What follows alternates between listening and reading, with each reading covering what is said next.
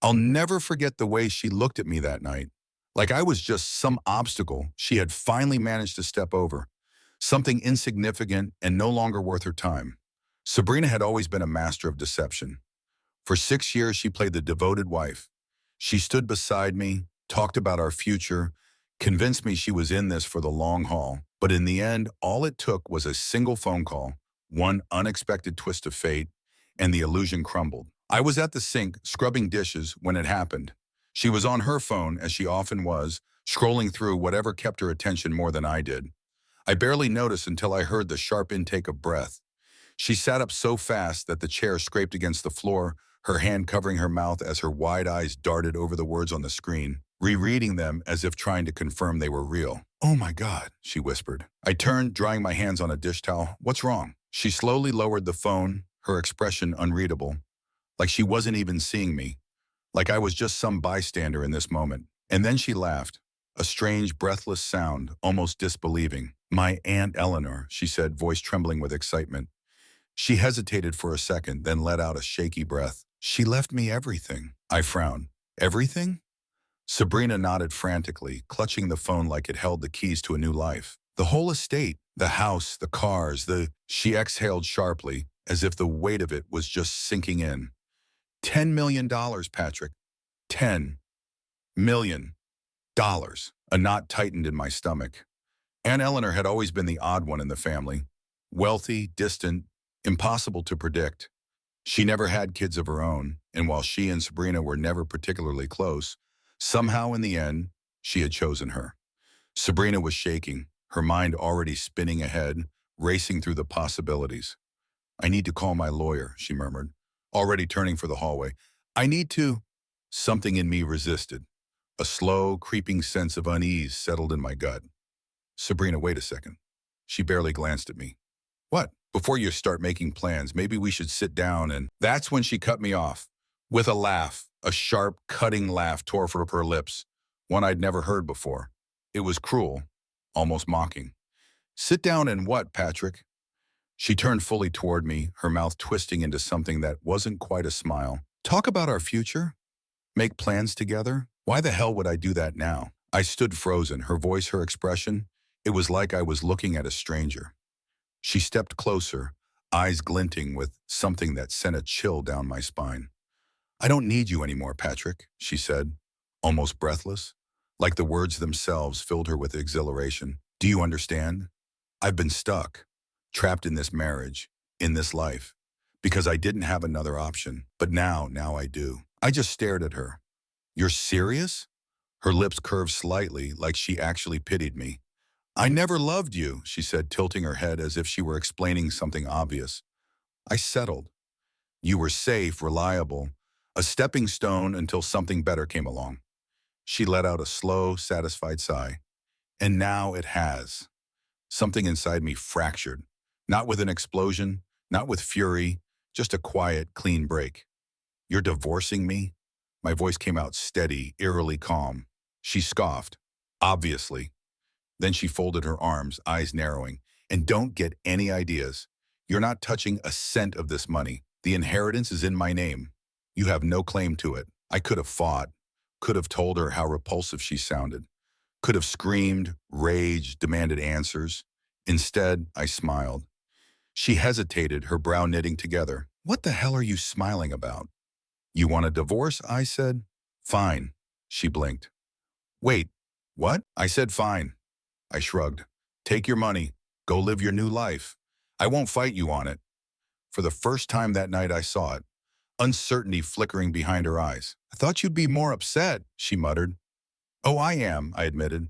"I just don't see the point in wasting my energy on someone who never cared about me in the first place." Her confidence returned instantly. "Good," she said. "That makes this easier."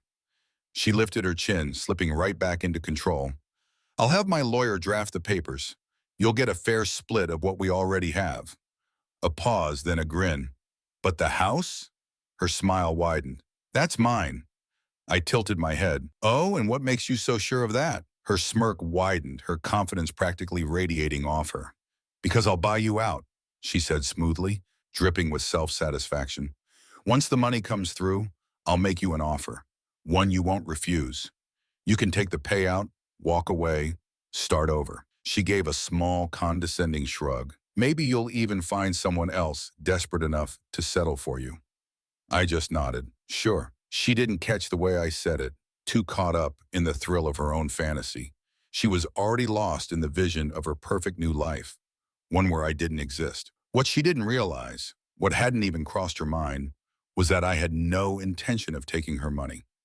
I wasn't going to fight her for the inheritance. I wasn't even going to argue. I was just going to step back and let her walk straight into the disaster she was too blinded by greed to see coming.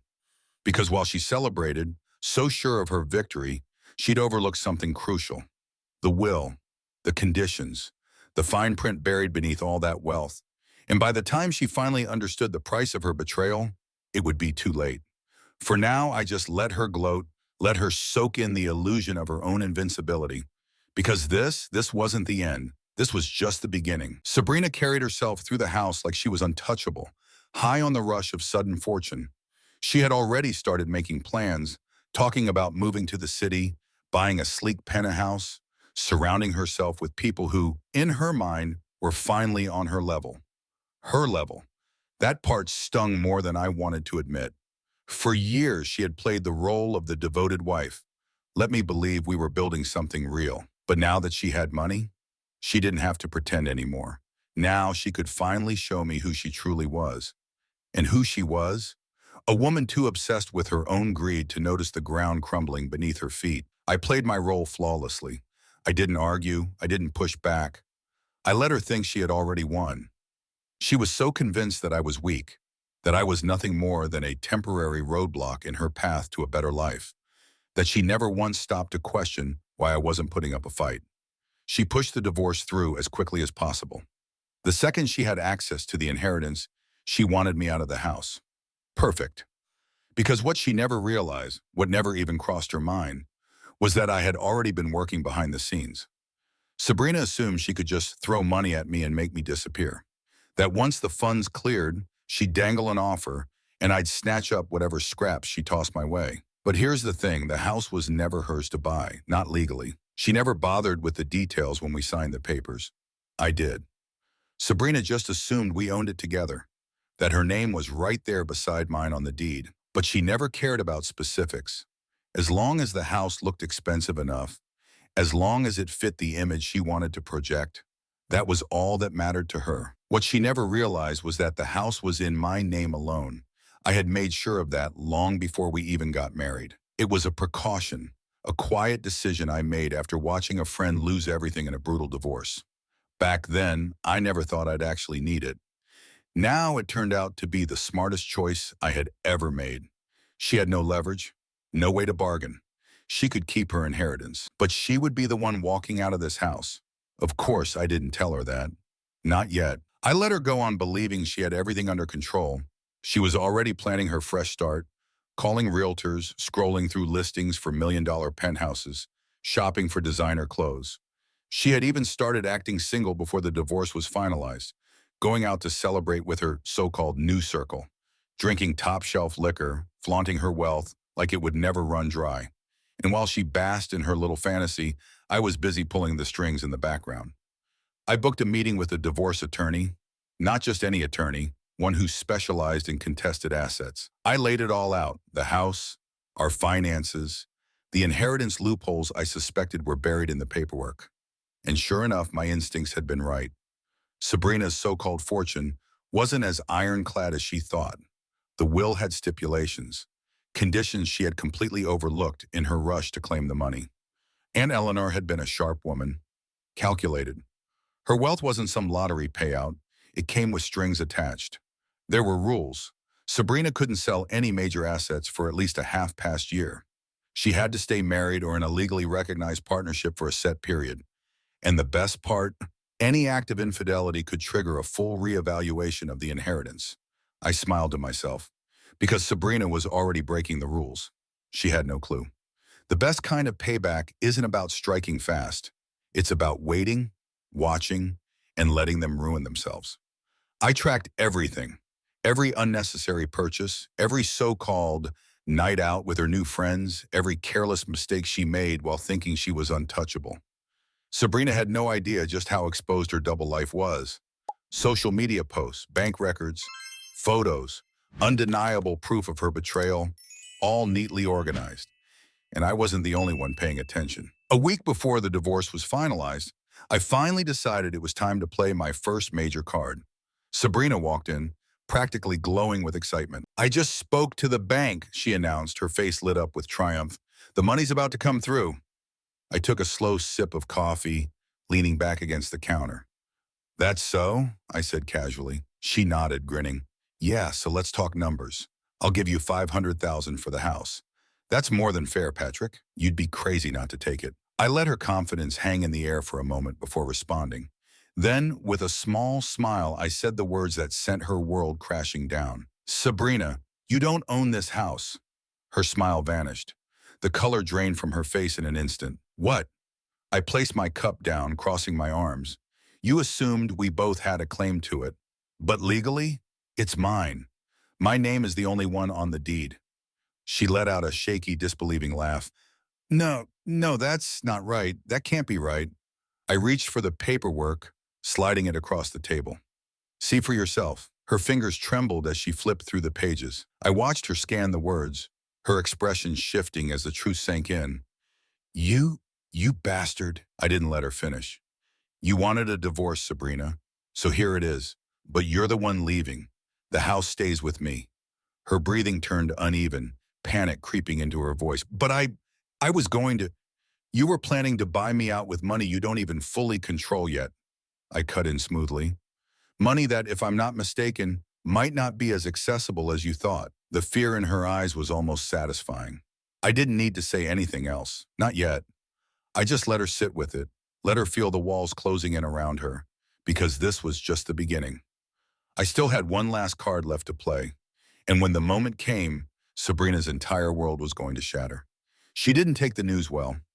For the first time since coming into her inheritance, the mask of confidence she wore so proudly began to slip. She didn't scream, not right away.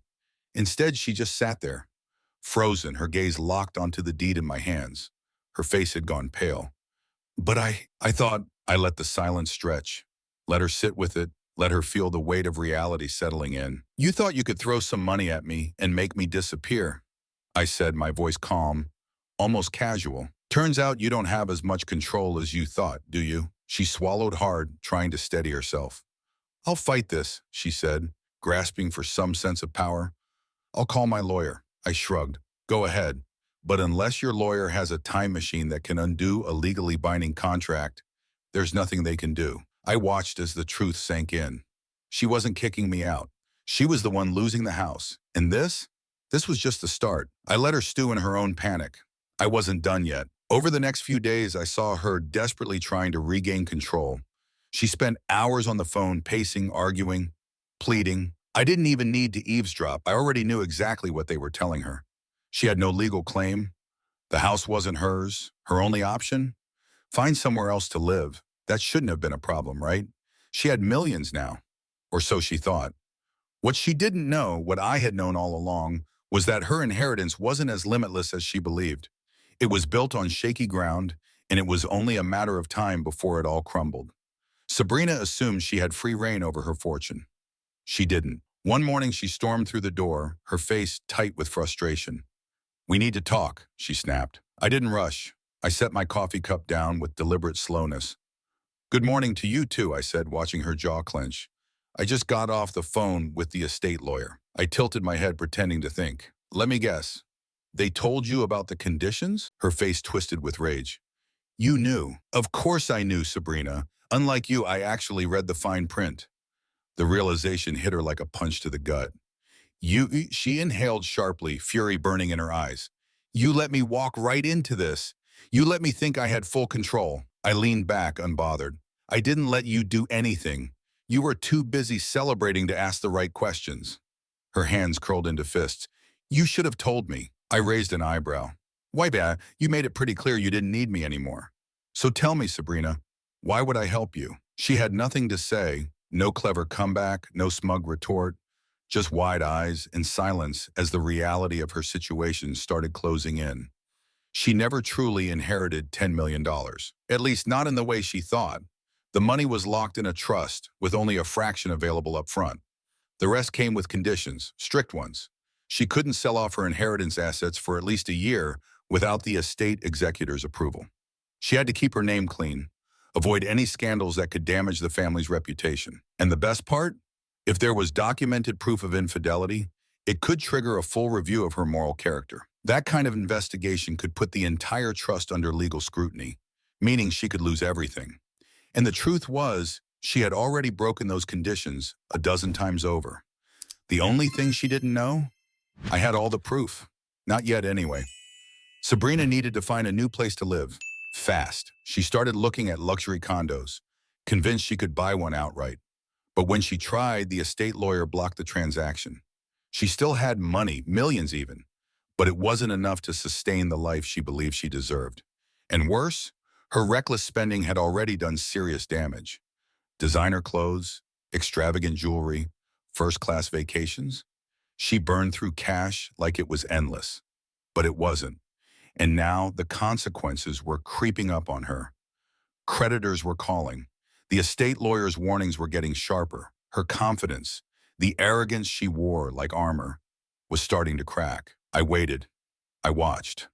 I let it all sink in. And then just when she was at her weakest, I delivered the final blow. She came home one evening looking drained, shoulders slumped, dark circles under her eyes. She was unraveling, and for the first time she couldn't even hide it. I almost felt bad for her, almost. "You look stressed," I said, casually sipping my coffee. She shot me a glare but said nothing. "Rough day?" I asked, feeling overwhelmed. She let out a bitter laugh. "You wouldn't understand." I smirked. "Oh, I think I do." Reaching beside me, I slid a manila envelope across the kitchen table. She hesitated, eyeing it like it might explode in her hands. "What's this?" "Open it." Her fingers trembled slightly as she tore it open. And then, silence. In Taboyaromin side were printed photos, images of her at high-end restaurants, cozy and intimate, her arms wrapped around another man, screenshots of explicit messages, a detailed timeline of every hotel she had checked into while still legally married. Her breath hitched. Where did you? I leaned forward, meeting her panicked gaze. "I told you," I said, my voice steady. "I read the fine print." Sabrina's hands trembled as she flipped through the stack of evidence, each piece tightening the noose around her own neck. "You were cheating while still married," I said, my tone calm but cutting. "And guess what, Sabrina?" I tapped the top page of the legal document in front of her. "Your inheritance has a morality clause." She sucked in a sharp breath, her face turning an unhealthy shade of pale. "If the estate lawyer sees this," I continued, letting the weight of my words sink in, "they could freeze your trust. Maybe even revoke it completely." She looked like she might be sick. "Tell me," I asked, drawing out the moment, "do you really think your lawyer is going to risk his reputation defending a client who blatantly violated an explicit inheritance condition?" Her mouth opened, then closed. She had no response. Because she knew I was right. Sabrina scrambled to contain the fallout, desperate to control the damage. But it was too late. The wheels were already in motion. The next day, her lawyer called. I didn't need to hear the conversation. I saw everything I needed in her expression. She went pale, her fingers tightening around her phone as the last bit of hope drained from her. She wasn't just losing the house. She was losing everything. Her millions? Gone. Her lavish future? Crumbling. And the best part? I hadn't lifted a single finger. She did this to herself. Now all I had to do was watch her unravel. Sabrina was drowning, and for the first time in her life, there was no one left to save her. That phone call from her lawyer had been the final nail in the coffin. Any illusion she had about her untouchable wealth was obliterated. The morality clause in her aunt's will had been triggered. Everything was under legal review. Her inheritance? Frozen. Her assets? Locked. Her dream of a glamorous, carefree life? Shattered beyond repair. And the best part? She had done it all on her own. I sat in the living room, casually flipping through the news while she spiraled. She had been pacing for hours, making frantic phone calls. First to her lawyer, then to her wealthy social circle, the same people who had been more than happy to drink champagne with her just a week ago. No one answered. She was completely alone. I heard her shaky breathing from the hallway, felt her stare burning into me. I ignored her. She swallowed hard, cleared her throat, then finally spoke. Patrick. I lazily flipped another page of my newspaper, pretending to be engrossed. She hesitated. I could almost see her struggling to swallow her pride, forcing it down like a bitter pill she never thought she'd have to take. I need to talk to you, she finally said, voice tight. I sighed, dragging it out before finally meeting her eyes. Let me guess, I said, my tone dripping with amusement. This is about how you suddenly don't have any money? Her face twitched with irritation before she smoothed it over, trying to play humble. I'm not broke. The money is just temporarily tied up. I smirked. Right. Tied up, frozen, locked down, whatever helps you sleep at night. She flinched but pressed on. Look, I know things between us haven't exactly been great. I raised an eyebrow. And? She exhaled sharply, her voice barely above a whisper. I need a place to stay. I let the silence stretch, just watching her. Then out of nowhere, I burst into laughter. Her face turned red. This isn't funny, Patrick. Oh, but it is, I said, wiping away an imaginary tear. It's hilarious. Her lips pressed together in a thin line, her jaw tightening. I leaned forward, crossing my arms. Let me make sure I've got this straight. You came into $10 million, dumped me without a second thought, made sure I knew just how beneath you I was. And now, after blowing through cash like it was endless, you think you can come back and crash? At my place, her hand balled into fists. It's my house, too. No, Sabrina, I said, stepping toward her, voice firm. It's mine, Tom, legally. And you? You don't even have enough left to book a crappy roadside motel. The last of her bravado cracked. Her shoulders dropped slightly as she swallowed hard. Patrick, please, she whispered, her voice unsteady for the first time. I don't have anywhere else to go. I tilted my head as if I were actually considering it. Then, without another word, I walked over to the front door and pulled it open. Sounds like a personal problem, I said, nodding toward the exit. Now get out. Her eyes widened in disbelief. Wait, you can't just... I can, and I am. I gestured toward the open door. Time to go. She took a step back, genuinely stunned. She had never imagined I'd actually throw her out. That's the thing with people like her. They burn every bridge and still think they'll find a way across. Not this time. She turned to look at me one last time. She stood there, frozen, her face a mix of shock and desperation. For the first time, she had nowhere to turn, and after a long, tense moment, she finally stepped outside. I shut the door behind her without a second thought. Her last hope was her wealthy circle of friends, the ones who had been so eager to toast to her success, to ride the wave of her newfound fortune. But the thing about money, it doesn't buy real loyalty, just parasites waiting for an easy meal. And the moment they sensed weakness, they vanished. She called them. No one picked up. She tried asking for a place to stay. Every single one of them turned her down. Without money, without influence, she was nothing to them. Sabrina's fall from grace wasn't just humiliating. It was a complete collapse. The woman who once bragged about shopping without checking price tags was now crammed onto her cousin's worn-out couch in a tiny apartment across town. The same woman who used to sneer at people driving old cars was now waiting at the bus stop, keeping her head down. And the person who once laughed in my face when she thought she had won, now she avoided my gaze whenever we crossed paths. She was ashamed, and she had every reason to be. Weeks passed with nothing. Then out of nowhere, a message popped up on my phone. Can we talk? I stared at the screen, considering my response before finally typing back. Talk about what? She replied almost immediately. I made a mistake. I smirked. No kidding, Sabrina. I just want to see you. Please. For a second, I thought about it. Then without another word, I blocked her number. There was nothing left to say. She had made her choices, burned every bridge. Now she could live with the consequences. Sabrina had never learned how to stand on her own. Her entire life was about climbing higher, stepping over anyone in her way, making sure she always had a way out. And when she thought she had won, she set fire to everything behind her. But when you burn every bridge, you better pray you never need to go back. And now she had nowhere left to go. That was her last attempt. One final grasp at something, anything. But by then, I had moved on. Truly moved on. The divorce was finalized.